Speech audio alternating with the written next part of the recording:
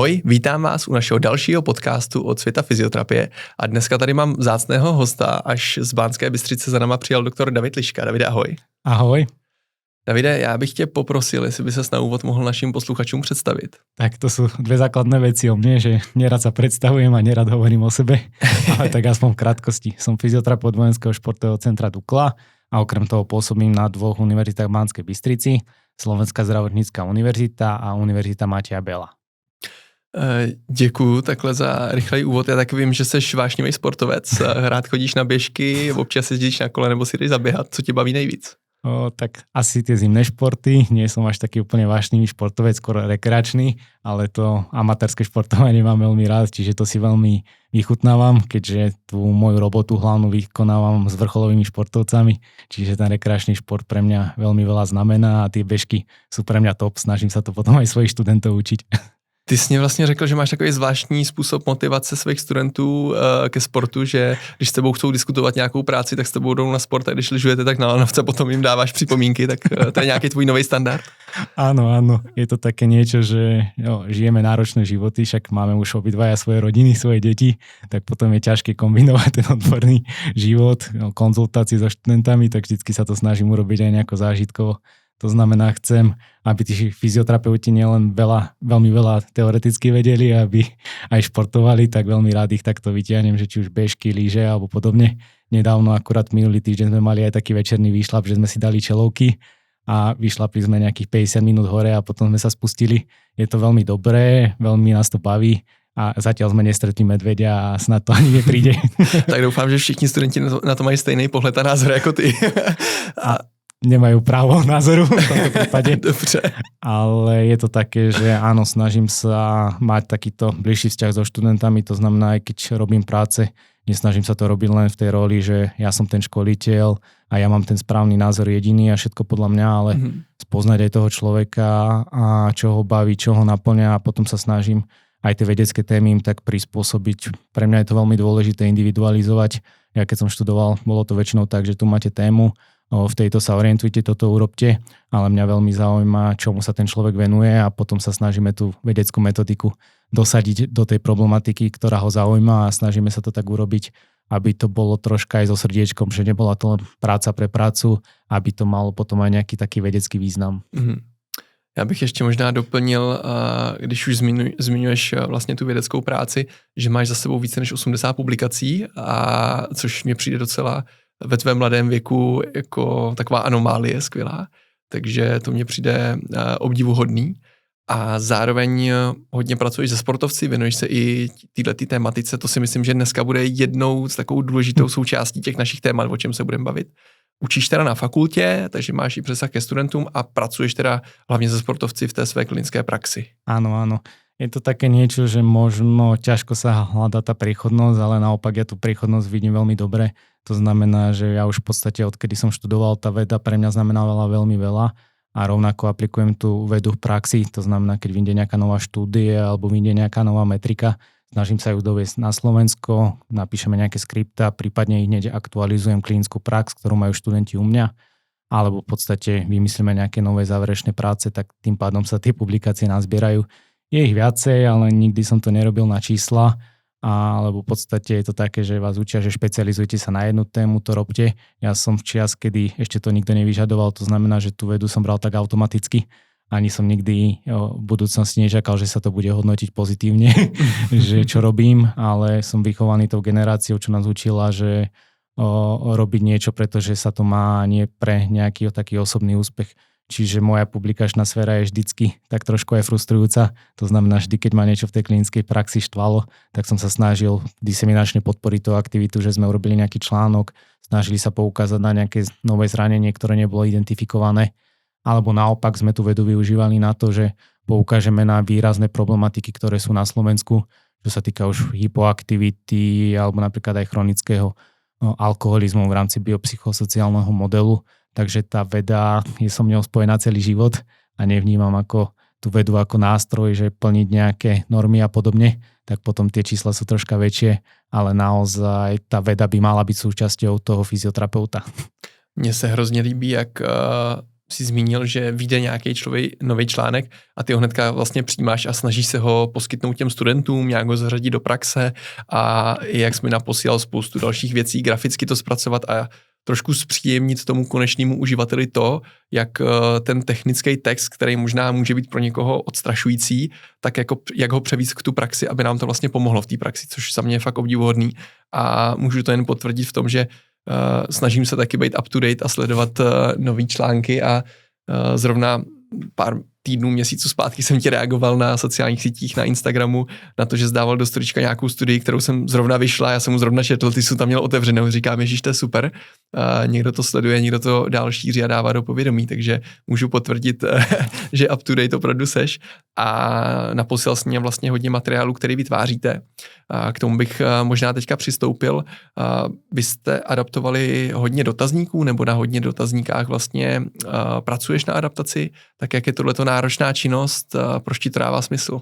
Dávalo mi to význam v tom, že to bude celkom nenáročná aktivita, ktorá bude viesť k dobrým publikáciám, akurát ako obvykle som sa tiež mýlil. To znamená, je to veľmi náročné. Áno, snažíme sa vždycky adaptovať jednotlivé premeny, aby sme mali čo najviac toho k dispozícii v rámci klinickej praxe, aby sme potom jednak mohli zlepšiť aj tú klinickú prax tým odberateľom, pacientom, aby sme troška aj ten vedecký spôsob myslenia našich študentov zmenili nejakým spôsobom k lepšiemu. Preto z pohľadu klinika, z pohľadu pedagóga, z pohľadu vedca je pre mňa vždy dôležité, aby tam bola nejaká najlepšie dostupná vedecká metrika.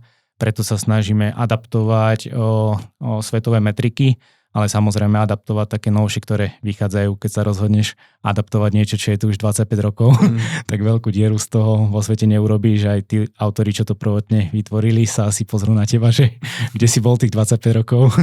Tak keď niečo nové vyjde, ako napríklad teraz Tendins, čo je dotazník funkčná premena zameraná na symptómy pacientov s tendinopatiou achilovej šlachy, tak to sa snažíme. Snažíme sa to konkrétne s mojou študentkou, teraz už kolegyňou Petrou Bovelíniou, čo to mala v rámci aj bakalárskej práce. Nestihlo sa to, keďže je tam veľký rozsah, čo sa vyžaduje, tak stále v tom pokračujeme aj po bakalárskej práci a už v podstate zbierame 2 roky údaje. Ten štandardizovaný preklad, máš viacero schém, ktorých popísaný. Najčastejšie je taký, že jedna, prípadne 2 osoby to preložia do slovenčiny, potom je tam spätný preklad, potom sa títo povadia, snažia sa vytvoriť jednotnú verziu. Keď je toto hotové, dáš to ešte pred komisiu, ktorá sa zase povadí. Keď sú to dobrí odborníci a hádajú sa v dobrom, tak vytvoria super verziu. Keď sú to zlí odborníci a hádajú sa a každý si povie svoje, nic nevznikne. A keď si myslíš, že tento proces je hotový po týchto všetkých 3 prekladoch, tak nie je tomu úplne tak, lebo potom nastáva overenie v praxi. V podstate Ebony Rio, veľmi známa, a Miles Murphy, ktorý ho vytvoril, nám napísali, že keď už toto máme hotové, teraz to máme overiť na 50 pacientov s tendinopatiou achilovej šlachy. Ja som sa snažil vysvetliť, že je momentálne problém nájsť 50 vrcholových športovcov na Slovensku, nie je to ešte takých, čo by mali konkrétne tendinopatiu achilovej šlachy. Tak v podstate to je niečo, čo ti potom natiahne ten zber dát, ktorý môže byť dlhší. Našťastie existujú aj iné sféry, kde sa tendinopatia achilovej šlachy vyskytuje okrem športu, napríklad tanec a veľký výskyt je u baleťakov, takže veľmi šikovná fyzioterapeutka Andrea Strečanská zo Slovenska nám s tým pomáha a robíme zase multidisciplinárne na tom, čiže už máme nejakých 45 dotazníkov, tak ešte 5 a budeme štandardizovať túto verziu. A v podstate, keď štandardizuješ tú verziu, aby som to doplnil, nie je to úplne ľahké. To znamená, že musí tam byť taký grif, že 2-krát to vyplní ten pacient, ktorý má diagnózu, s tým, že musí uviesť presne také isté odpovede, ako uviedol, aby si vlastne určil validitu toho dotazníka. Čo nie je ľahké, hlavne pri ochoreniach, ktoré oscilujú v čase, to znamená menia sa. To znamená, to overenie sa robí tak, že jeden deň to vyplnia a v rozsahu 2-3 dní majú znova, ale s podmienkou, že tie symptómy musia byť podobné, aby si ty mal v podstate objektívnu premenu. A keď toto máš hotové, tak potom to môžeš odpublikovať ako manuskript. Čiže naozaj vytvoriť funkčnú premenu takýmto štandardizovaným spôsobom nie je ľahké. Preto veľa premien, ktoré používame, sú len štandardizovane preložené, ale chýba tam ešte takýto spätný mechanizmus, ktorý by to overil na pacientoch. Ty jsi to vlastně popsal, jak je to komplexní proces, který například u tohohle nového dotazníku, myslím, že je z roku 2024, takže jste opravdu začali pracovat na něčem, co je opravdu nový a už na tom 2 roky pracujete. Tak co je vlastně potom ten výsledek? My máme dotazník a pro tu klinickou praxi mně přijde, že pořád v našem podnebí, a teď si troufnu říct československým, se ty dotazníky moc nevyužívají. My jsme s kolegou Kavkou taky dotazník jeden překládali, adaptovali ještě s Zuzkou Bláhovou teda. Pozdravujeme Tomáša. Pozdravujeme Toma jako vždycky. Takže vím, že je to náročný proces. A mě by jenom zajímalo, jak vidíš ty tu využitelnost a jak hlavně trošku možná podnítit ty studenty fyzioterapie, ty mladý, proč by tohle měli využívat? Proč je to tak dobrý? Proč využít ten dotazník, který je na 2, na 3 strany třeba? Co si z toho vzít? No, to je dobrá otázka, lebo keď už povieš to slovo dotazník, tak veľa fyzio to irituje, že prečo ja ako fyzioterapeut, ktorý ovláda klinické vyšetrenie, mám využiť nejaký dotazník. A ja v podstate súhlasím, preto ide o to nájsť miesto, že kde vlastne dáš ten dotazník. Keď si pozrieme ten DINS, tak patrí do skupiny tzv. PROMS, Patient Reported Outcomes, to znamená pacientom hlásené symptómy, ktoré má on. To znamená, keď hľadáš nejaký spôsob dispenzáru, že sleduješ, či pacient sa zlepšil alebo nie, dáš mu to na začiatku terapie, dáš mu to po a pacient ako cíti zlepšenie, tak vlastne to jeho zlepšenie dáš do niečoho merateľného. Čiže takýto spôsob je. Keď to chceš použiť v rámci diagnostiky, tak celkom zlyhávaš. Pretože tieto štandardizované dotazníky sú dobré, už keď máš diagnózu určenú a keď tá diagnóza je určená, tak zrazu máš niečo, čo ti preklopí tú diagnózu na to, aby si stratifikoval vlastne, aké je to závažné z pohľadu toho pacienta. Tie dotazníky sú širokospektrálne a nie sú len, že pacientom hlásené symptómy, potom máš, že klinikom hlásené symptómy, to znamená to, čo vidí lekár, fyzioterapeut, dokonca môžeš snímať aj toho človeka pozorovateľa takzvaného. V tej športovej sfére je to napríklad trenér alebo rodič, ktorý ti dá zase ďalšie dôležité premené, ktoré ti zlepšia ten proces. Keď si to takto klasifikuješ, tak ti to zároveň pomôže, lebo dostaneš kopec zaujímavých informácií, ktoré si nevedel. Keď ti tréner povie niečo, čo si ten športovec neuvedomí, alebo zase rodič ti povie niečo, čo si to dieťa, čo športuje, neuvedomí, tak ťa to posunie ďalej.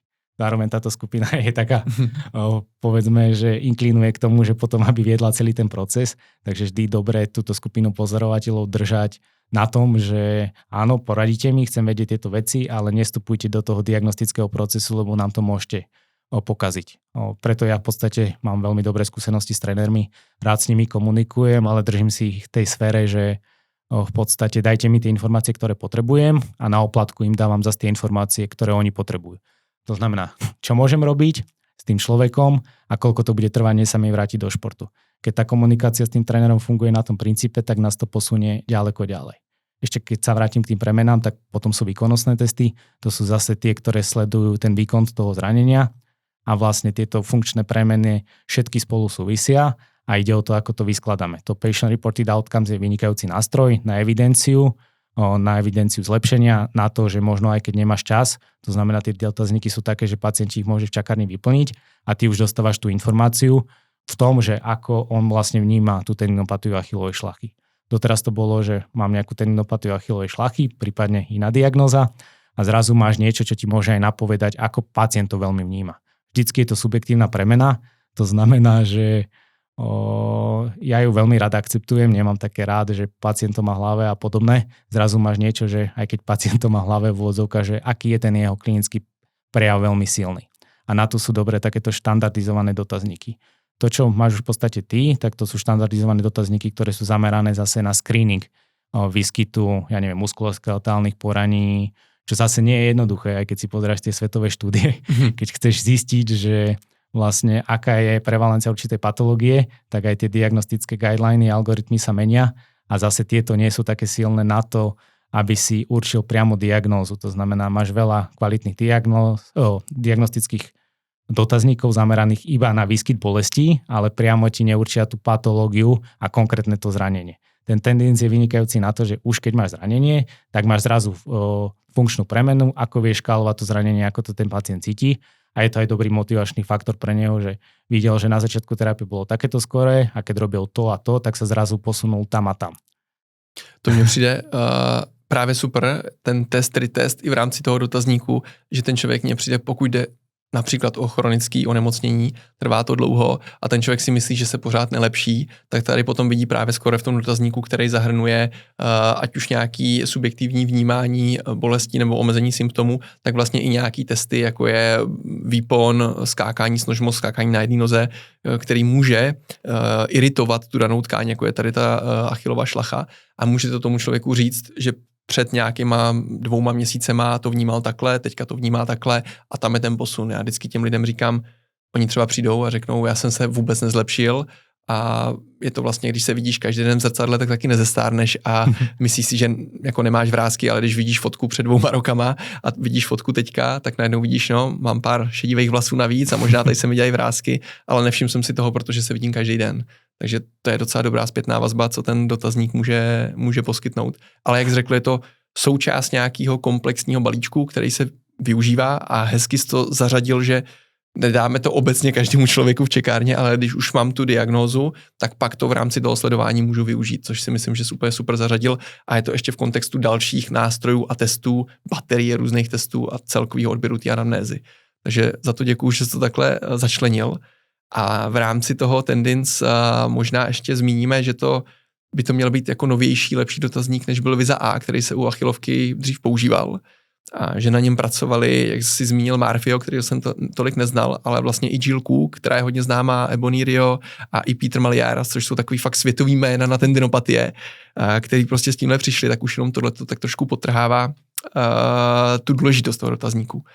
Zkusíš nám ještě říct, v čem je vlastně lepší než ta Visa A, proč to vlastně vyvinuli?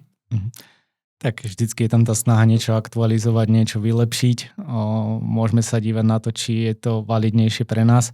Ja mám paradoxne rád veľmi údernejšie, nižšie dotazníky, čo sú rýchlejšie vyplnené, ale podľa mňa je to také širokospektrálnejšie, že sa to viac zameriava aj na bežnú populáciu a na viac takých detailnejších činností, čo zhoršujú napríklad tú tendinopatiu achilovej šlachy, že sú tam zaznamenané zhoršujúce činnosti, to znamená všetko pacient zaškrtne, že kde sa to zhoršuje a potom ťa to pomôže aj lepšie naviesť.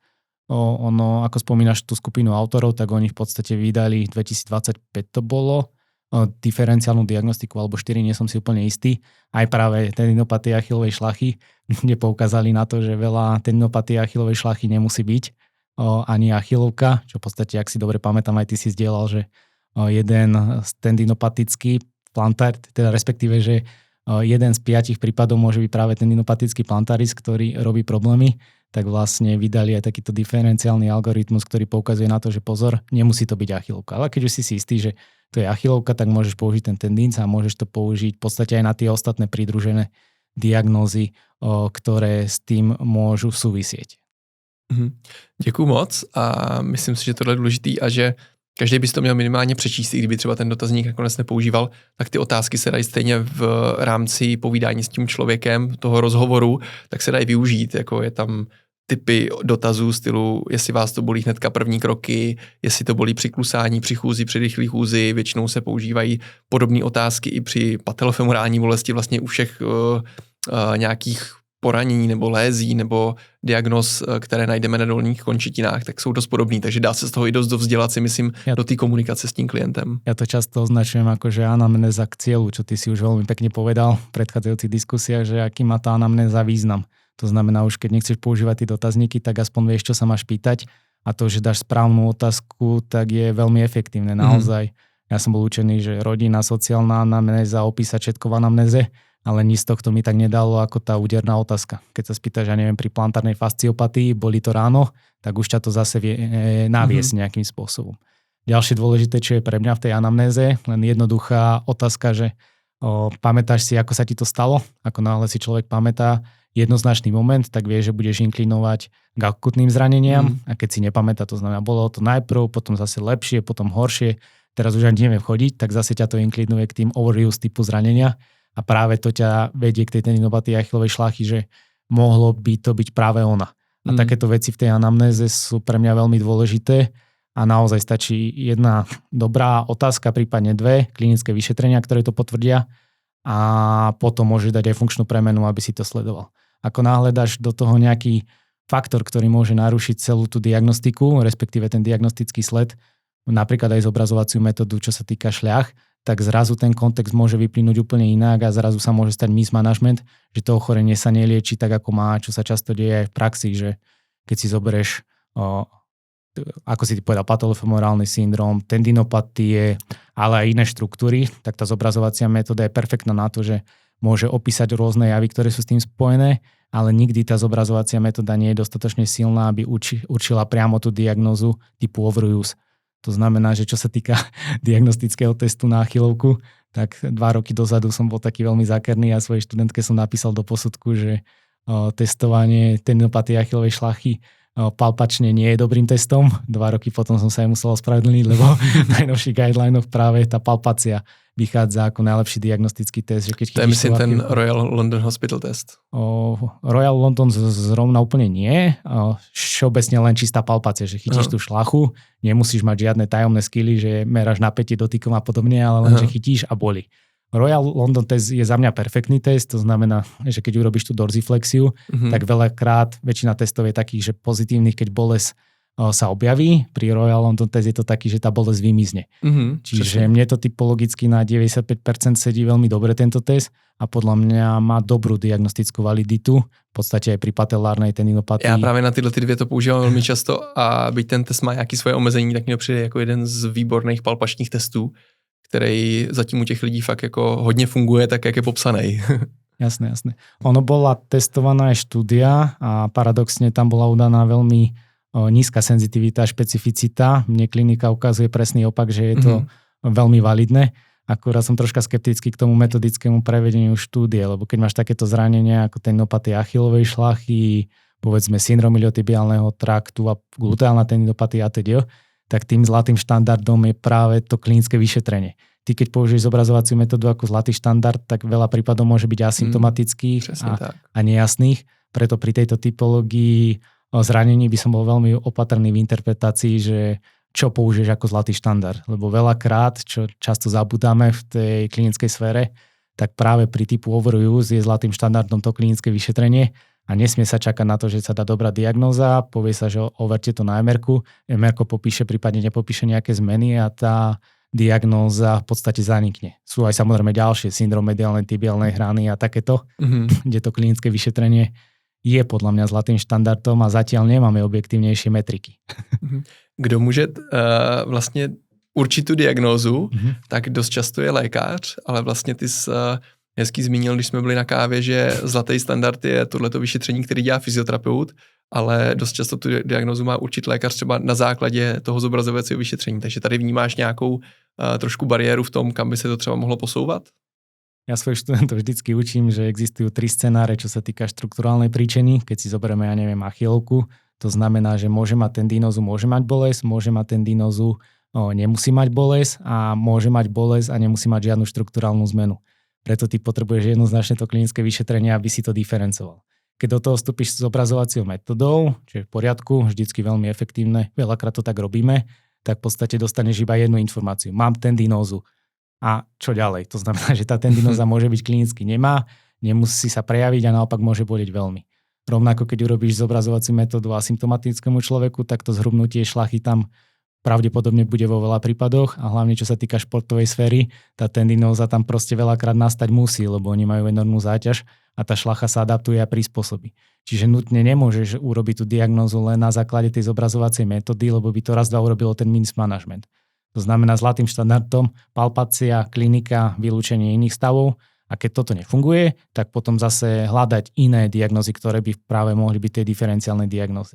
Ako si opísal ten plantaris, tak práve Briti mali kedysi taký postup, že keď tendinopatia sa nedarí nič, vyrežú plantaris a nechajú toho človeka iba s tendinopatiou. Ja to volám, že double trouble hypotéza, že akože plantaris sa trie o achilovku a spôsobuje to problémy. Samozrejme, vedecky to kritizovať môžeš, ale niektoré prípady sú také, že keď už s chronikom nevieš niečo, tak môžeš pristúpiť aj k takým odborníkom. Čo spomínaš to v odzvukách superenie s lekármi, tak ja to úplne tak nemám. Ja spolupracujem veľmi veľa s lekármi od internistov cez ortopedov. To znamená, vždy, keď mám nejaké takéto nejasnosti, tak ten prípad preskúmame spolu, prediskutujeme a navrhneme nejaký postup spoločný. To znamená, že veľakrát aj keď žiadam toho odborníka, toho lekára o jeho názor, tak mu veľakrát nepoviem ani nič o tom pacientovi, nech ho zbytočne nezaťažuje mojimi názormi. Potom, keď sa už spolu rozprávame, tak chcem počuť jeho názor, aké má závery on a či sme sa stretli v tom, aby som ho nechal slobodne rozmýšľať a možno by identifikoval niečo, čo mne sa nepodarilo.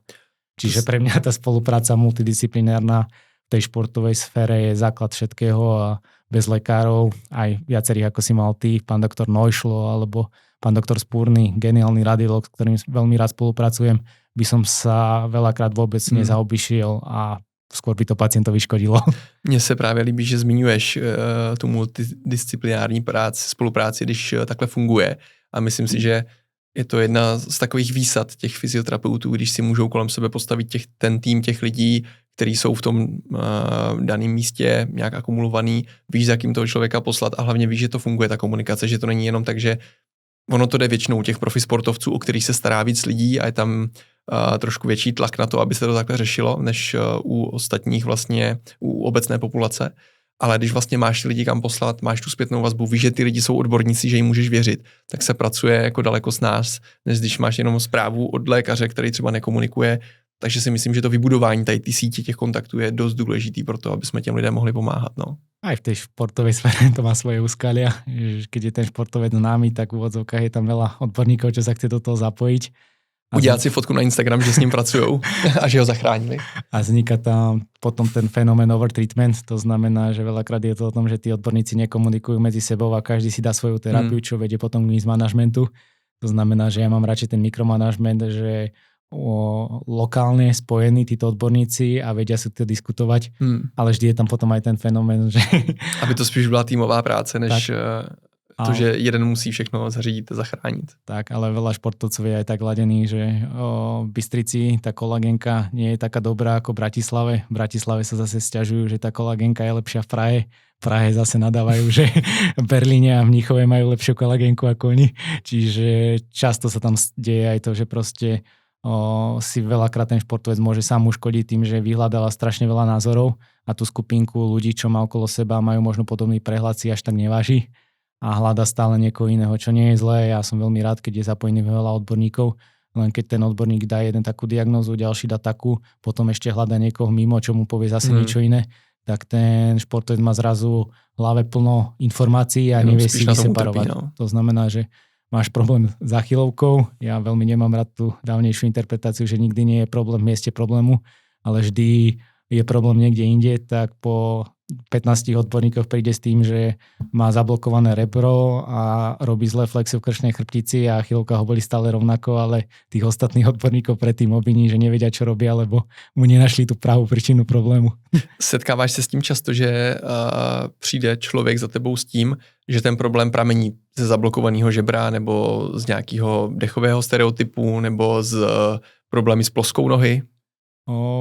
Veľmi často. To znamená, veľakrát, keď mi to začne človek hovoriť, tak už viem, že je tam nejaká identifikácia problému a že už má informácie, ktoré by si sám neodvodil, ale už mu to nejaký ten odborník dal, že vlastne toto je práva príčina a podobne. Ja sám neznášam tú interpretáciu, že tu je práva príčina, lebo nie vždy je to ľahké identifikovať. Je to problematika identifikácia zdroja bolesti, čo sa už venujem 10 rokov. A viem, že veľakrát to nie je náročné, že veľakrát tá identifikácia, ako som aj hovoril, že môžu byť asymptomatické nálezy, môžu byť symptomatické nálezy. Musíme hľadať klinické testy, ktoré to dokážu potvrdiť, prípadne vyvrátiť, aby sme tú klinickú prax zlepšili. A v úvodzovkách, keď ty si takto zjednotený multidisciplinárne, že akceptuješ ten názor ortopeda, chirurga, keď neakceptujem ten názor ortopeda, tak prvé, čo urobím, je, že si to s tým ortopedom vydiskutujem, že ja to vidím troška inak. A ešte toto by som zohľadnil. Nemám rád také tie lacné prvky, že nadám pred pacientom, že ten odborník nie je dobrý a jedine tá moja správna cesta je. Preto ja veľakrát mám radšej to pozorovanie, lebo koľkokrát sa stalo to, že ani u mňa nenastalo s tým pacientom zlepšenie a musel som hľadať tie ďalšie cesty.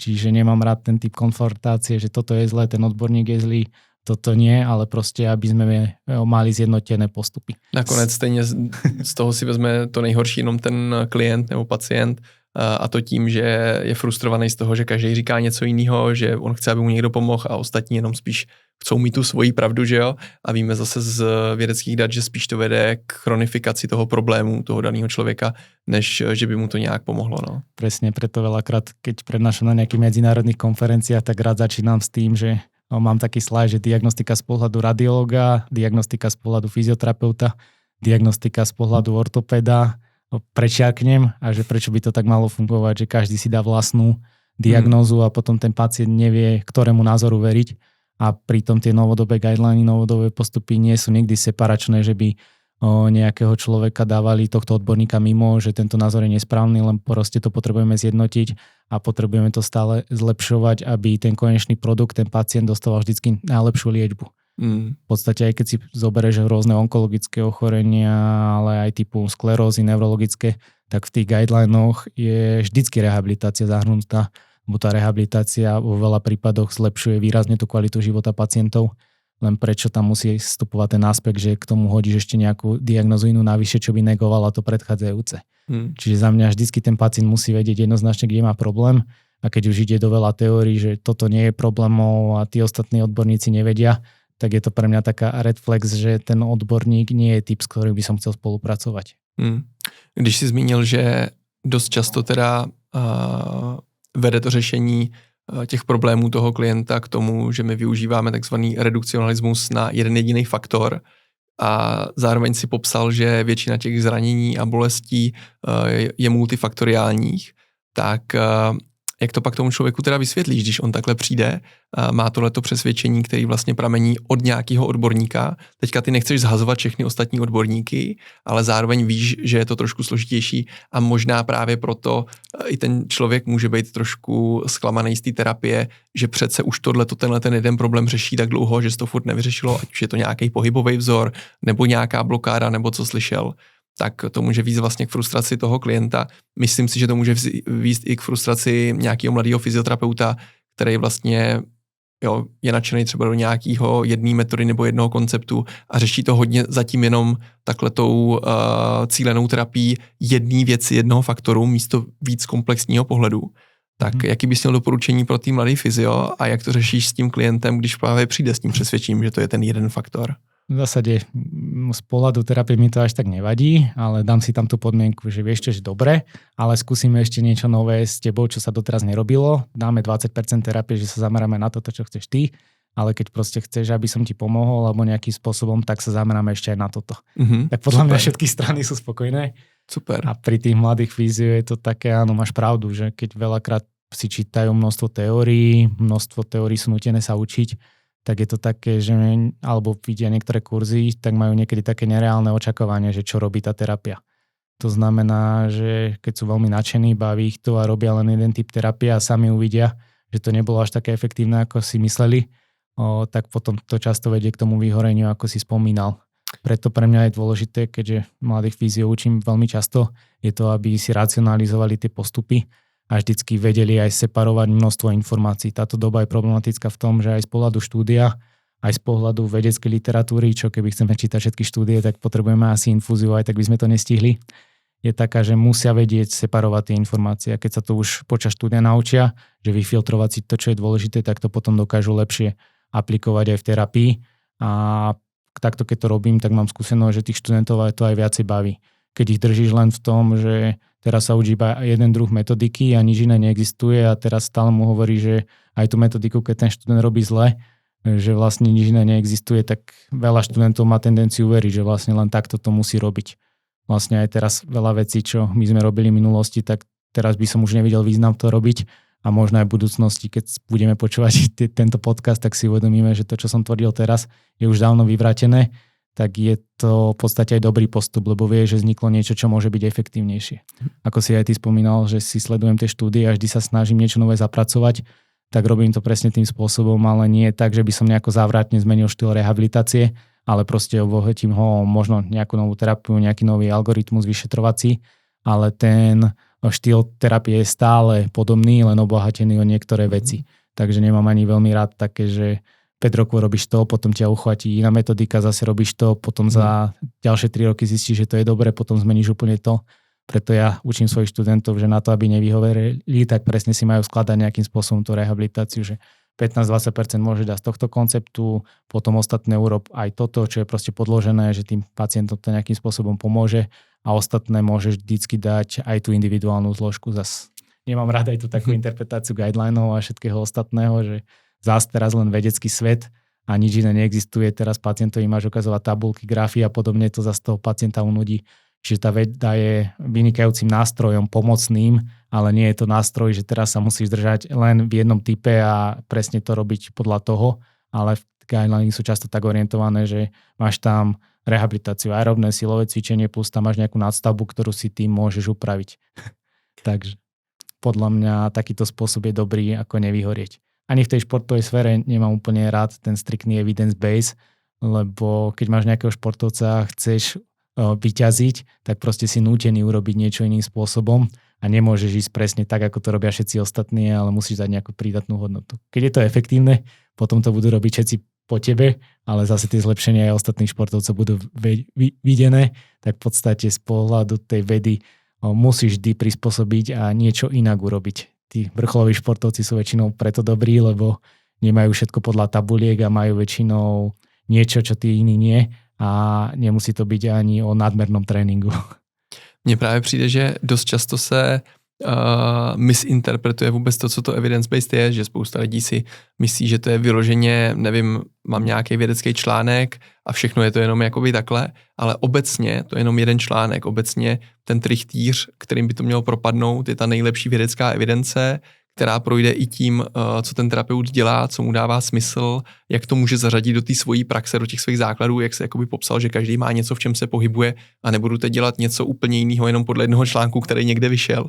A potom je zároveň ta třetí část, kterou by to mělo propadnout v tom trichtýři, který popsal vlastně Erik Meira v roce, myslím, 21 nebo 20, tak je i to, co nejvíce jakoby buď chce ten daný klient, a nebo co mu zároveň i pomůže, co s ním odkomunikuješ a on je s tím vlastně OK, protože ne každý typ terapie bude vlastně pro něj. A to hezky zmínil, že i když on vyloženě vyžaduje nějakou část té terapie, kterou ty třeba nejseš úplně příznivcem, ale nechceš mu všechno zhatit, tak to tam prostě nějakým způsobem zahrneš a pak tam dostaneš i to, co ty trošku jakoby potřebuješ a myslíš si, že má větší dopad. Takže to si myslím, že je dobrý takhle tam začlenit. A pak hlavně se mi líbilo, jak jsi říkal ty pevný základy něčeho, ke kterým vlastně já si nemyslím, že za posledních 5 let se ten moderní přístup k terapii nějak extra změnil. Jsou tam přesně nějaké novinky, teď vyšel nový dotazník, ale úplně to nezmění to, jak pracuji s člověkem jako s tendinopatií, ale je to zase nějaká jako věc navíc, něco, jako co tam můžu přidat. Ale trošku si myslím, a možná mě to vyvrátíš a určitě to bude na různých místech jinak, ale globálně si myslím, že že ty základy nejsou tak pevný, který třeba vždycky jakoby dostáváme při tom vzdělání, a že spoustakrát nebo častokrát se učíme třeba věci, které už jsou prostě za zenitem a měli bychom to daleko posunout už někam jinam, aby ty pevný základy byly lepší. A teďka možná bych tím si udělal takový oslý můstek k tomu, jak ty třeba vnímáš to, jak se na Slovensku v rámci toho vzdělávacího systému tohleto posouvá. Zda se furt učí třeba to, co se učilo před 25 lety, anebo jestli tam už právě pronikají tyhle ty modernější pohledy na terapii, dávkování zátěže, sportovní fyzioterapie, moderní diagnostika, míň nějaký kineziopatologický model, nebo respektive míň líp ho moderně pojmout, popsat a tak dále. Tak jestli tohleto už je v té klasické slovenské škole, na vysoké škole zahrnutý, jestli se tam třeba pere ta starší, mladší generace, jak je těžký tohleto tam adaptovat do toho vzdělávacího procesu, protože si dokážu představit, že to je velké množství lidí a tak dále, co na to mají vliv. Tento podcast byl a je zdarma díky portálu Svět fyzioterapie, vzdělávací platformě pro fyzioterapeuty a další odborníky z praxe. Na webu najdete odborné články, edukační videa a také nabídky práce pro fyzioterapeuty. Potkávat se s námi můžete na odborných kurzech, workshopech nebo na konferencích, a to jak prezenčně, tak online. Součástí je také e-shop nejen pro odborníky, kde ale jako fyzioterapeuti můžete získat stálou slevu. Více informací k tomuto naleznete v popisu pod touto epizodou. Podpořit nás můžete také sdílením této anebo i dalších epizod našeho podcastu. To áno. Aby som tak v krátkosti odpovedal, tak nie je to jednoduché, ako hovoríš. Troška sa bojím tej aplikácie nových postupov, nových poznatkov v kombinácii s tými staršími. To znamená, že veľakrát sa stane to, že od tých študentov máme vysoké nároky. To znamená, že musíte vedieť anatómiu, musíte vedieť tieto modely, plus teraz do toho dajte ešte vedu a ešte v tej vede sa orientujte a dajte ďalšiu nástavbu na to. Tak podľa mňa, ja často hovorím svojim študentom, že keď všetko vnímate tak zložité, tak dôležité je to zjednodušiť. To znamená, že to štúdium by sa mohlo troška ubrať aj do štýlu, že v niečom ubrať a v niečom pridať, aby to bolo vyrovnané. Nie o tom, že niečo nové je, teraz to aplikujme, učme ešte aj to staré a ešte dajme x do toho a ešte buďme na praxi celý deň, že je to potom náročné pre toho študenta, aby to dokázal vstrebať.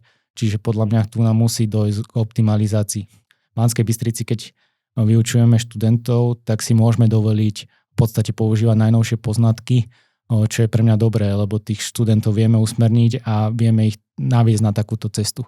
Máme to šťastie, že vedúci katedry je pán doktor Daniel Gurín, on to vedie v podstate dlhé roky a veľmi kvalitným spôsobom, že dovoluje tým svojim učiteľom, čo tam má interpretovať najnovšie poznatky.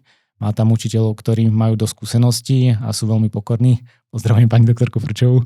A potom tam aj mladých chalanov, ktorí v podstate všetky tieto nové princípy ako Marcel Sekere, Juraj Marton aplikujú hneď u tých študentov a môžu zase zlepšiť to vzdelanie. Zároveň je tam aj dobré vedenie univerzity. Pani docentka Frčová, čo je dekankou už dlhé roky, to znamená vždycky ona sa snažila nejakým spôsobom takto rozvíjať fakultu, dať priestor šikovným ľuďom.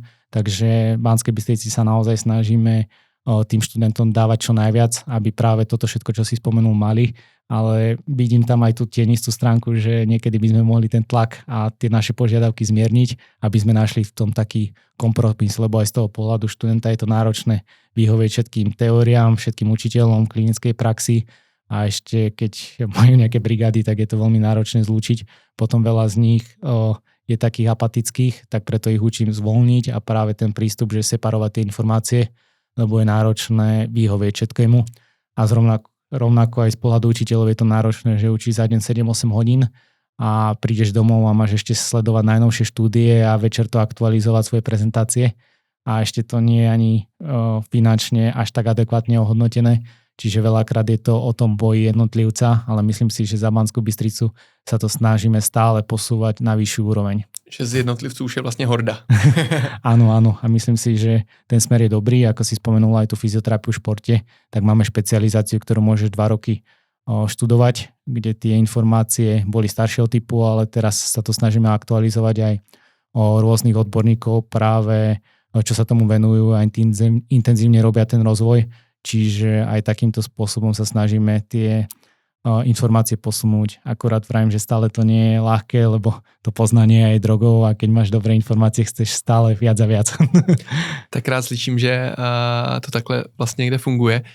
Dřív se říkalo, že nový výzkum, který vyjde, tak trvá 17 let nebo až 20 let, než se vlastně dostane do vzdělávacího procesu a vlastně teďka si jenom potvrdil to, že je to spíš o těch lidech, protože pokud vyjde nějaký zajímavý článek, ty ho zpracuješ, ještě ho předáš do formy předatelný rychle tomu člověku a ten člověk ho má během pár měsíců na fakultě, už se může předávat.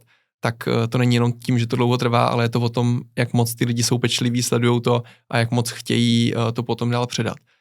Jsem hrozně rád, že jsi zmínil to, že je to časově náročný a že to je špatně finančně ohodnocený, protože je to tak prostě všude. A pokud ti někdo dá 200-250 korun za hodinu, ještě si zaplať sám cestu a veškerá příprava a opravování jsou taky zadarmo, tak je to taková dobročinnost, kterou všichni ti pedagogové dělají a velká čest za to, že to dělají, protože to dělají nebo většinou by měli dělat z nějakého přesvědčení, že to fakt těm lidem pomáhá, že to chcou posouvat ten obor. Takže to si myslím, že v těch podmínkách, v jakých to je, tak to taky není velmi jednoduchý. A znám na druhou stranu spoustu lidí a hodně z nich bylo i v našich podcastech, kteří učí na fakultách, anebo třeba i díky našim podcastům jsem se dozvěděl, že začali učit na vícero fakultách, takže jsem rád, to jsou všechno kvalitní odborníci, že se to dostává k těm studentům. Takže myslím si, že to má ta mince 2 strany. Jedna z nich je kvalitní člověk, který prostě je na té fakultě, chce ty informace předat i ty moderní, tak si najde cestu i v tom syllabu je tam prostě dostat. A na druhou stranu i ten student musí být trošku snaživý a nečekat, že to dostane všechno na zlatým podnose, dohledávat si ty věci, mít trošku to kritické myšlení a nejenom nadávat na to, co je všechno špatně, ale hledat, co má teda nabídnuto a co s tím může sám udělat. To si pekne doplnil to, čo som povedal, to znamená ten faktor študent je ešte dôležitý, to znamená, že veľakrát sa stane, že aj ten pedagóg môže byť veľmi namotivovaný, veľmi ho to baví a potom ten študent to zoberie tým štýlom, že a toto sa zase musím učiť a ďakujem, že toto sa musím učiť zase navyše, alebo proste nevidí v tom taký elán, ako má ten vyučujúci. Čiže ja som veľakrát fascinovaný vo veľa témach a naozaj ma to skutočne baví, ale zase chápem, keď množstvo mojich študentov nemusí javiť záujem o vyšetrenie športových zranení, o mojej problematiky, ktorým sa venujem. Ty to zober z pohľadu, že si v podstate študoval ešte nedávno, to znamená patril si k študentom, ktorí zrejme chceli všetko vedieť, bavilo ťa to, naplňalo, ale v triede ste boli možno 3 takí a potom tých 20 ďalších študentov v triede má... Môžete motivovať tí učitele. Tak, má v skutočnosti iné potreby a iné záujmy. To znamená, aj ty, keď dáš do toho tú snahu, že si prečítal najnovší výskum vo svete a zrazu si obohatil štúdium, ten ďalší človek v tej triede to až tak nemusí prijať, že vlastne koľko ty dávaš snahy. Aj toto môže byť prístup k vyhoreniu, že v podstate dávaš extrémne snahy do niečo a nevracia sa ti to v podobe tých študentov, že ti to dajú naspäť pocítiť.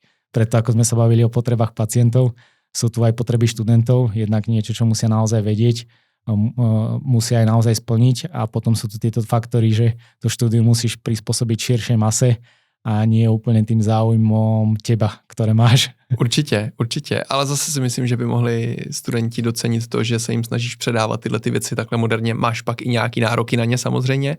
A na druhou stranu na různých fakultách by se dozvěděli, že sportovní poranění vůbec není předmětem práce fyzioterapeuta, takže můžou být rádi, že jim vlastně někdo dává takhle kvalitní informace. Ja som v zásade zvyknutý aj na negatívne komentári všetkého typu, v podstate od trénerov, fyzio a podobne. Ja si to nejako neberiem a vždycky sa snažím budovať ten vzťah tých ľudí k tomu. To znamená, tá akceptácia, keď som ja začal športové fyzio, to bolo tak, že Vojenské športové centrum Dukla malo silné zázemie, ale tie ostatné futbalové kluby ani nevedeli o tom, že čo ten fyzioterapeut je. Dneska ten futbalový klub má možno 3-4 fyzioterapeutov a potrebuje stále ďalších. Čiže aj keď je nejaká nevola, tak ja sa snažím to robiť spôsobom, že posunú to znamená, že za posledných 10 rokov mám cez 50 konferencií a keď som proste nesúhlasil s akceptáciou alebo s názormi, rehabilitáciou ostatných odborníkov, som si prihlásil prednášku na tú konferenciu, vysvetlil som svoje postoje. Nemusia tí odborníci samozrejme súhlasiť, ale proste urobil som tú pridatnú hodnotu, že aby tá akceptácia bola väčšia. To znamená, aj keď mám svojich študentov, zase keď nadávajú na systém, nadávajú na výplaty, nadávajú na všetko, tak potom ide moja druhá otázka, že čo vlastne si urobil preto, že aby to tomu tak nebolo a zrazu zostane ticho, že prečo by som to mal ja robiť, ja som to vyštudoval, tam končí. Ale veľakrát je to o tom, že zabudáme vrátiť tomu oboru to, čo sme dostali a bereme to ako samozrejmosť a neposúvame to ďalej pre budúce generácie a to pre mňa nie je dobrý spôsob. Čiže vždycky toho študenta učím, aby sa aj vážil to, čo dostal, aby akceptoval aj tie staršie generácie, ktoré v podstate dlhé roky bojovali za tú rehabilitáciu aj v Čechách, aj na Slovensku, kde to v podstate má dlhú tradíciu a nie také silné zázemie ako všade vo svete, kde možno majú nejaký silný evidence background, ale chýba tam tá história, chýba tam tá vôľa ľudí posúvať tú rehabilitáciu správnym spôsobom.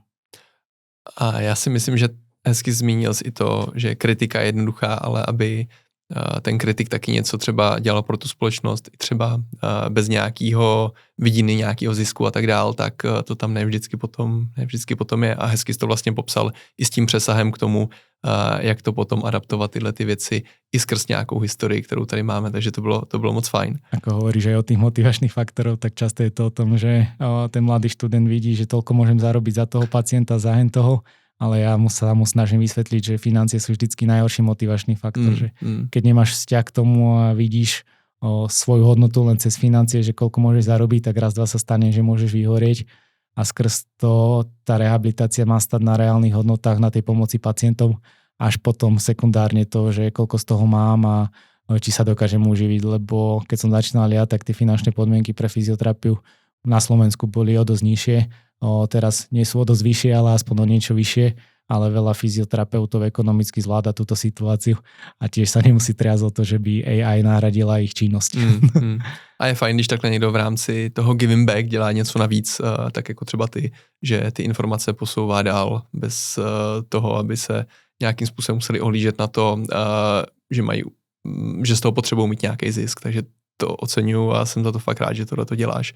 Myslím si, že spousta lidí to ocení, takže za to určitě děkuju i za všechny studenty na Slovensku, ktorí si myslím, že si to vážejí. Ja tiež ďakujem za tento podcast, čo si myslím, že už má slovensko-český dosah výrazný a že si tu mal aj kopec odborníkov. A ako som Ze Slovenska zatím málo, takže doufám, že mi pak přihraješ nějaké doporučení na další lidi. Máme kopec zaujímavých ľudí, ktorí možno nie sú tak výrazní mediálne, ale majú kopec zaujímavých myšlienok.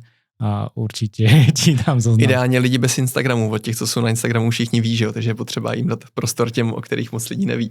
Mám jedného takého šikovného kolegu, hovorím, že je to môj fyziosparing, to znamená všetky názory na rôzne zranenia, rôzne teórie, tak som vždycky s ním prebral a je to maník, ktorý má prehľad asi najväčší na Slovensku.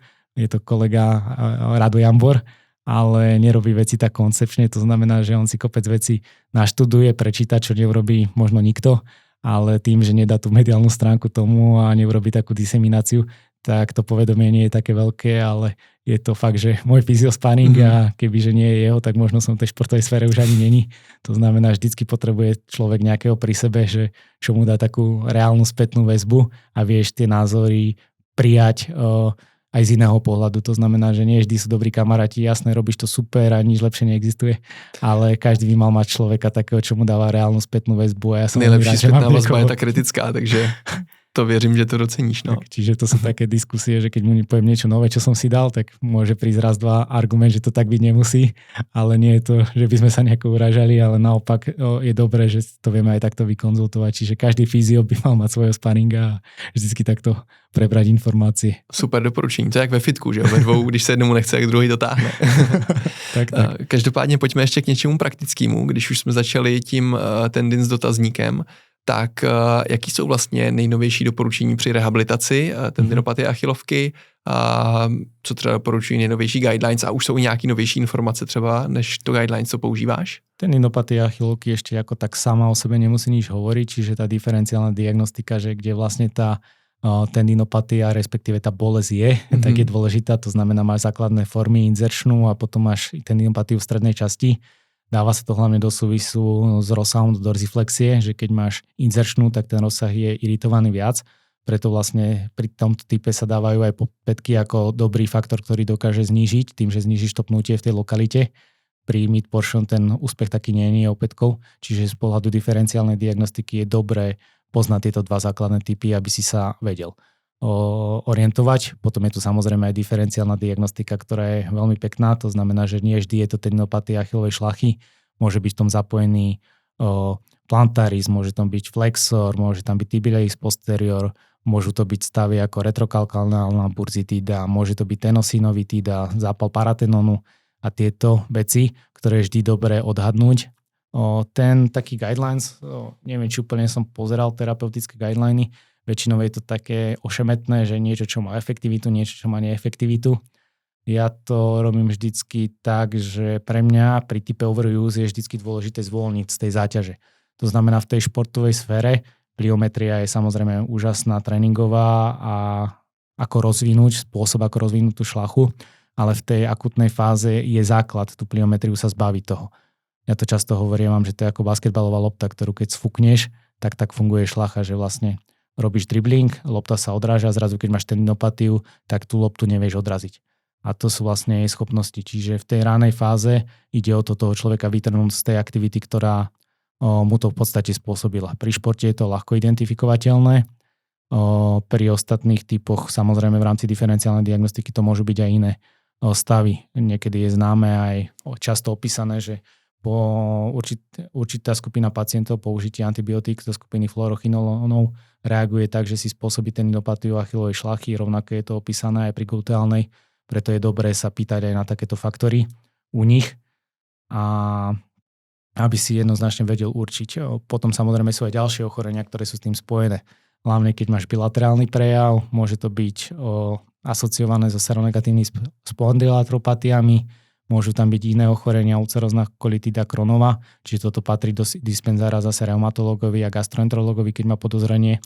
A pokiaľ zostane tá tendinopatia achilovej šlachy, tak v manažmente číslo 1 je zbaviť tej činnosti, ktorú robí, postupne zapojiť kontrolované cvičenia. Kontrolované neznamená, že je zamerané na biomechaniku, ale skôr aplikovať, postupy ako izometria, pomaly rezistovaný tréning, excentrické cvičenia. Výhoda týchto cvičení je taká, že v podstate pohyb, ako som povedal, je kontrolovaný. To znamená, že nevytváraš tam tú pliometrickú aktivitu, ten rýchly odraz. A vlastne, keď takto sa ti podarí stabilizovať tú funkciu, tak zase vráti tú pliometriu, tie odrazové schopnosti na tú achilovú šlachu, aby si toho človeka vrátil do tej záťaže, do toho športu. To je často problémom týchto pasívnych terapií, že veľakrát sa stane to, že keď prestane robiť to, čo robí, tak tie symptómy sa znížia, ale zároveň stráca ako keby takú kapacitu tá achilovka. To znamená, že ideš z bodu 0, to znamená stav bez symptómov, do bodu maximálnej záťaže do toho športového tréningu a nič medzi. Preto vlastne ten liečebný postup je taký, že postupnej záťaži a podľa mňa neexistuje jeden typ cvičenia, ktorý bol výraznejší ako všetky ostatné. To znamená, aplikujem tú progresívnu záťaž. Keď tú progresívnu záťaž zvýšim, tak idem do toho pliometrického. Keď máme kondičného trénera, ktorý je na to zameraný, tak ho tam pošlem. Keď nie, tak tú fázu urobím ja. A keď si prejdem aj tou fázou tých odrazových schopností a tam tá achilovka funguje v pohode, tak potom toho človeka vraciam do toho tréningu, ale vraciam ho s tým, že sa porozprávam aj s trénerom, že proste ten tréning treba postupne stupňovať, lebo raz, dva sa stane to, že tá tendinopatia achilovej šlachy sa môže vrátiť z toho zaťaženia.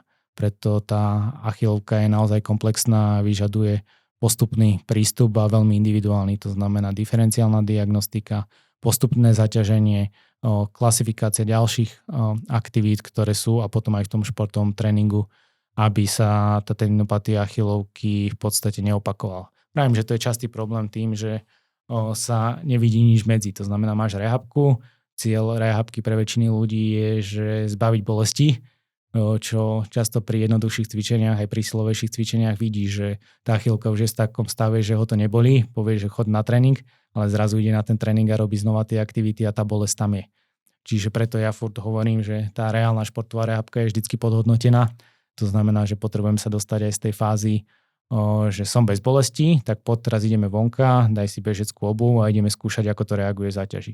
Keď už aj v záťaži vidím, že tie odrazové schopnosti sú dobré, nemá žiadne bolesti, to už je tá fáza, čo mi športovci nadávajú, že by už chcel aj trénovať, že už nevládze rehabilitovať, tak to je pre mňa taký signál, že už je čas vrátiť sa do toho športového tréningu. Čiže pre tých trénerov je to často také nervy drasajúce, že ten David mi drží športovca od športovej aktivity dlho, ale v zásade, keď im to vysvetlím, že proste nejde mi o to, že tu bude robiť len nejaké pasívne cvičenia, proste ja potrebujem tú štruktúru pripraviť na tú záťaž, tak tá akceptácia je naozaj väčšia.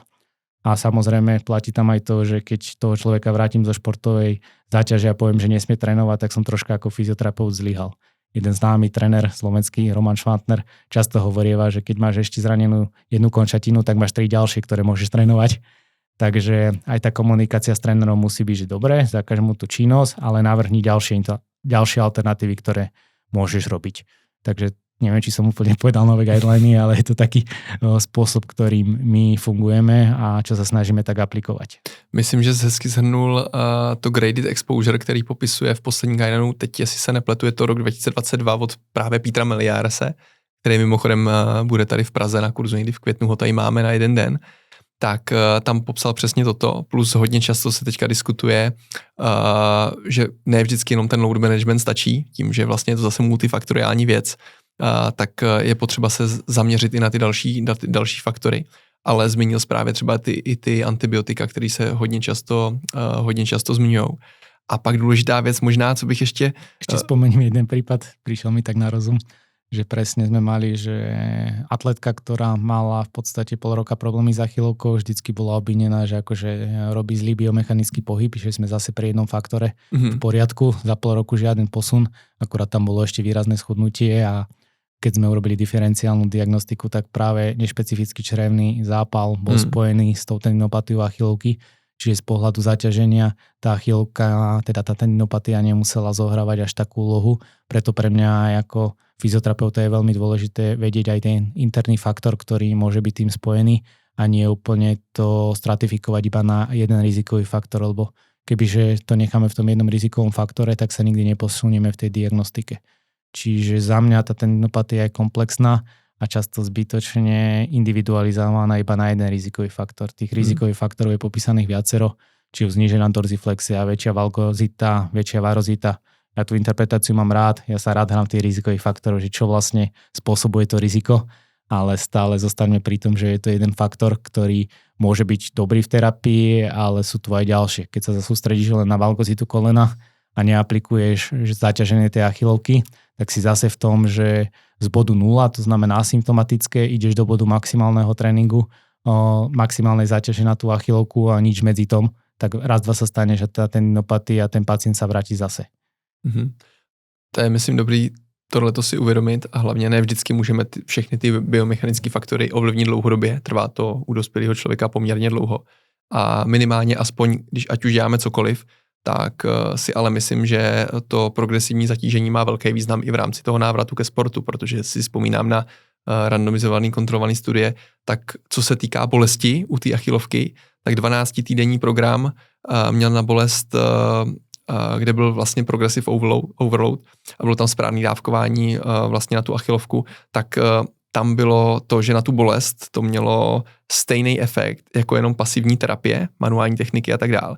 Nicméně na změnu té struktury to už efekt mělo. Takže pokud my chceme hrát i tu kartu toho, že změníme tu strukturu, tak je potřeba to dobře nadávkovat. Akor u těch profi sportovců, který mají vlastně ty velký mechanické nároky na ty šlachy, mně to dává aspoň osobně smysl, než jenom takový to wait and see a pomasíruju to, kdy jenom vlastně děláme tu modulaci té bolesti, ale nepřidáváme tam něco navíc, což si myslím, že aspoň takhle mi to zatím dává význam. A zase, jak si popsal, není jeden jediný typ cvičení, který by byl nejlepší. Teďka si myslím, že zrovna vyšel na konci roku nebo začátkem tohohle roku konsenzus byl, a to myslím Delphi study, kde se shodli na tom, co je nejdůležitější. A právě u té inzerční formy to byla rozsah té dorsiflexe, což už máme ovlivnění biomechaniky v té počáteční fázi. Byla tam krásná studie, taky randomizovaná, kontrolovaná s tou podpatěnkou, která vyšla moc hezky. Takže to si myslím, že je dobrý jako tip do praxe. A pak to byly právě ty různý typy kontrakce, nebyly až tak důležitý, jako to dávkování a ty další věci, ta dobrá dávka, ten objem, frekvence a ta intenzita té zátěže při těch různých typech cvičení byla vlastně daleko víc důležitá, než ten typ té kontrakce. Tá podpätenka môže mať vplyv kúsok aj vyššie. Na patelárku v podstate, keď máš Hofový impingement, tak keď biomechanicky dvihneš tú petu, tak automaticky nutíš toho človeka, aby robil menšiu extenziu v kolene. A keď máš Hofové teliesko iritované ako diferenciálnu diagnostiku patelárnej tendinopatie, tak to biomechanické pnutie, keď znížiš, tak to môže zase znížiť symptómy. Čiže ja mám rád takéto terapeutické heky a často ich využívam, ale s tým, že áno, dáme to na určitý čas a potom sa vrátime k tomu, kde si bol, kým tie symptómy máme tak, ako máme. To mě přijde právě úplně zlatý, že kdyby jsme tu biomechaniku přesně takhle vzali, tohle můžu jednoduše změnit, jenom nějakou podpatěnkou nebo typem běhu, šířka chůze, kadence a tak dál, že na nějakou strukturu snížím ty mechanické nároky. S tím, že vím, ale že na jinou část toho těla zase přenesu už větší nároky, takže musím být opatrný v tom, abych zase nespůsobil někde něco jiného, ale udržím toho člověka třeba v pohybu, v tréninku, aspoň částečným, než se ta daná struktura a část jakoby sklidní natolik, abych ji mohl zase zatěžovat. Tak mně přijde, že tohle je úplně jako magická a jednoduchá věc, jak to chápat a daleko jednodušší na předání a nemá takovou nociceptivní schopnost, jako když řekneme, ty se špatně hejbeš, nebo to je špatným pohybovým stereotypem, tak říct, hele, my ten stereotyp upravíme. Teďka ho na chvilku změníme, ale abych já ti změnil ten stereotyp, který ty máš, když je to běžec, který mu je 55 let, tak změnit jeho pohybový stereotyp nebo výšku klenby a tak dál, není pro mě asi úplně reálný, ale můžu to na chvilku trošku změnit, abych té struktuře dal prostor pro tu regeneraci. To si myslím, že je úplně jinak předána informace a edukace, než tak, jak to předáváme jenom, no jo, vy máte tu plochou nohu, no, tak to už vás bude bolet furt. Jo, musíte se spravit, jinak takhle prostě ten pohybový vzor, to je špatný. Práve s Vládkom Neušlom sme mali aj taký typ pacienta, starší pán, mal veľké bolesti také, že nevedel chodiť a prišiel s tým, že od doktora, že má vysokú klembu, viem, že tú vysokú klembu už máte 50 rokov, že ten zdroj bolesti bude iný a sedelo mi to na Mortonovú neuralgiu, tak som hneď napísal Vládkovi, že či mi to nevie pozrieť. Objednali sme pacienta, Vládo to potvrdil a tá diagnóza bola zase lepšia tým, že sme to preskúmali. To znamená, že tie biomechanické odchýlky samozrejme môžu zvyšovať riziko zranenia, nehádam sa. Len pozor, veľmi opatrne, keď to volíte ako diagnózu, aby to nezastieralo niečo iné, ktoré môže byť problematickejšie a môže tomu pacientovi robiť problém. Ako si hovoril aj presne o tom, čo interpretuješ pre toho športovca, že dáš mu do hlavy nejakú informáciu. Ja si na to dávam veľký pozor, nie že by som zatajoval, ale viem, čo to môže spôsobiť. To znamená, ten vplyv, čo hovoríš, tak je nocebo. To znamená, keď povieš pacientovi, že niečo je zle na ňom a niečo mu to robí, tak ho uzavrieš v tom kruhu, že vlastne dokým to ja budem mať takéto, tak vlastne ma to bude stále bolieť. A špatne sa toho zbavuje. Tak. A ten nocebo vplyv pri športovcoch je silný a priam to nenávidím. To znamená, že veľakrát sa to stane. Pán profesor Pupiš nám to veľakrát vysvetľoval dobre aj tým trénerom na okolí, že vyjdeš z lietadla a už hovorí, že podmienky sú zlé, je tu suchý vzduch, je tu teplo, to sa bude zle pretekať a už podmienuješ a už si hľadaš tie spätné vrátka. To znamená, že ten nocebo vplyv je veľmi silný, keď povieš, že niečo ti uškodí a ten pacient je nachylný, tak už ti verí. Keď ty vlastne učíš toho pacienta, že má všetko zlé a nič na ňom nie je dobré, tak v odzovkách ho vieš dostať do tej terapie, že bude chodiť častejšie, ale môžeš mu oslabovať tú výkonnosť tým, že zbytočne je taký overthinking o každej jednej veci a málo sa sústredí na tú výkonnosť pri tom danom športe. To znamená, že keď robíš hociaký šport, máš pár sekúnd na to, aby si premyslel tú techniku, napravil ju a potom dávaš výkonnosť. Keď stále len techniku riešiš, tak oslabuješ automaticky tú výkonnosť. Že proste tou myšlienkou a tom časom, čo do toho venuješ. Čiže za mňa technika super, upozorniť. Ja veľmi rád takto spolupracujem s trénermi, že na čom chceš robiť, na čom zapracujeme, ale zase nerobiť to tak, že to podmení ten od seba vplyv a že vlastne ten človek si myslí, že ani nemôže športovať, lebo sa zraní. A to je troška problém tých vplyvov, čo hovorím. A rovnaký efekt má v podstate zobrazovacia metóda. Keď pozrieš na ňu a povieš, Ježišmária, že teraz toto už nikdy nebudeš športovať, a aké to máš, preto tú interpretáciu musíš voliť jemnú a keď sú nejaké zmeny na šlache, interpretovať to tým spôsobom, že áno, je to také, ale vo veľkej miere je to na ten šport normálne a takto nejako pracovať s tým človekom. Samozrejme je tu aj druhá strana mince, to znamená, keď je ten nález veľmi vážny a ty toho človeka musíš pribrzdiť, že pozor, nie je to také, že by si mohol športovať, takže vždycky personalizovať. My to aj tak robíme, že u tých športovcov testujeme rezilienciu, to znamená, že keď sa zraní, tak testujeme odolnosť, že čo si myslí, že či tá štruktúra to ustojí, či je schopný sa vrátiť do športu, aké sú jeho obavy. A keď máš človeka, že má vyslovene veľké obavy a ty na ňo zbytočne tlačíš aj z pohľadu trénera, aj z pohľadu fyzioterapeuta a on sám sebe neverí, povedzme po ruptúre ACL-ku, tak je veľká šanca, že tá jeho fyziologická obava, ktorú má v hlave, že mu spôsobí to, že to riziko zranenia je také veľké, ako keby mal nízku svalovú silu. Potom máš zase takých, čo z toho nič nerobia, také temperamentné typy, to sú väčšinou polové športy, to znamená, povieš mu 9 mesiacov, on ti povie, že za 5 mesiacov je naspäť, tak to sú zase tie typy, ktoré musíš pribrzdiť. To znamená, že každý človek je extrémne špatný. Každý človek je iný a nemôžeš voliť tú istú taktiku na každého, lebo môžeš uškodiť. Keď na toho človeka, čo sa prirodzene bojí, budeš tlačiť, môžeš mu podmieniť zranenie tým, že proste on tomu neverí. A zase na človeka, keď si verí až moc, budeš tlačiť, že poď, dáme to skôr, tak práve u neho to zranenie môže spôsobiť. Čiže veľa takýchto spätných, ja často mojich študentov učím a musíme aj na študentných povedať, že aký je hlavný rizikový faktor zo všetkého. Spomínali sme biomechanické faktory a podobne. Tak ten hlavný rizikový faktor je predchádzajúce zranenie. To znamená, keď už raz niečo bolo, tak šanca, že v budúcnosti bude, tak je veľká a práve veľakrát nie je to, že úplne ani predchádzajúce zranenie, ale veľakrát je to, že zlé manažované zranenie, ktoré nedošlo až do toho cieľa. To si myslím, že jsi řekl moc hezky. A tam jsou pak právě důležitý i potom ty preventivní programy, že jo, kterými by člověk měl pokračovat. Každopádně já myslím, že tohle je jedno z témat, který řešíš na svých kurzech, který se zaměřují na sportovní fyzio. A takže určitě dávám do povědomí, ty kurzy děláš, myslím, v Banské Bystrici. Ano. Takže koho by zajímalo, určitě dávám takovou pozvánku k tobě na kurzy. A zároveň bych ještě tím, že už se chýlíme ke konci, zmínil konferenci, kterou pořádáš letos už 9. rokem. Ďakujem za promo, ktoré si mi dal zadarmo. Takže 27. máme takú konferenciu, že to je Interrehab. Je to vlastne zamerané na prepojenie rehabilitácie do medicíny, čiže sú tam také rehabilitačné témy a fyzioterapeutické, vlastne aby sme dokázali pozdvihnúť tú vlajku rehabilitácie v tomto sfére. A potom to ďalšie športová konferencia. Tento rok to už je v podstate 10. ročník. Je to konferencia, kde už bolo cez 5000 ľudí a tento rok bude výnimočný, tak chystáme, to bude 7.11. A tá je zase zameraná na športovú sféru. Čiže v Banskej Bystrici sa snažíme toho urobiť viac a tieto dve konferencie sú také, že celkom dobre sa nám darí aj naplniť. Čiže ak si ľudia nájdu cestu na Interrehab alebo na medzinárodnú športovú konferenciu, tak budem naozaj veľmi rád.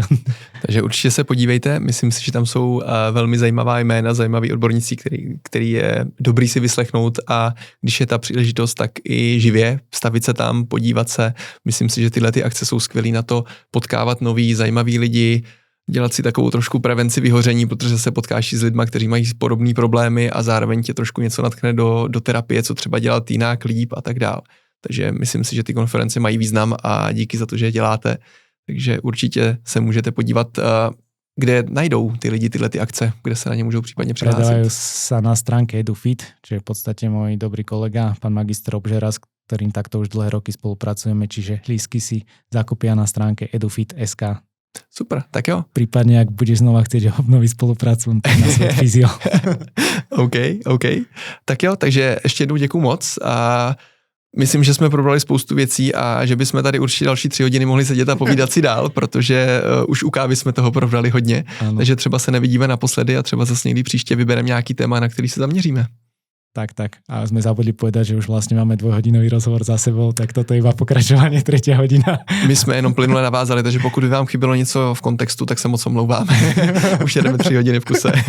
Tak jo, děkuju moc, měj se krásně a třeba zase někdy příště. Čau. Čau.